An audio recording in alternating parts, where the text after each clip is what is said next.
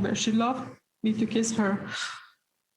Only one side of her face was not covered, so until it was over, she got cold in my arms. It was here at a Montreal bus terminal at around the same time, 5 p.m., that 27-year-old Yasaman Salehi, known to her family as Yassi, was hit and dragged underneath an EXO bus on January 22nd. Her mom says Yassi was wearing a bright red jacket when it happened, but the bus driver told police he never saw her. Now her parents want answers. She said we talked to him, he was fine. I wouldn't call that investigation. His phone should have been confiscated right away. His alcohol should have been tested right away. This is not information that you can get later. City News reached out to EXO and they said, "We are sensitive and empathetic to the pain of these parents who have just lost their child.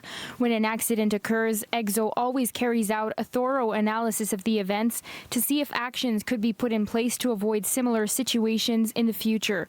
SPVM spokesperson Caroline Chèvrefils told City News in a statement that the investigators on the case have been in contact with the family, but that the case was closed February 16th after the death of the young woman was ruled accidental and that no charges would be laid on the bus driver, something the mother says she wasn't made aware of. We are waiting for coroner's office to give us a report.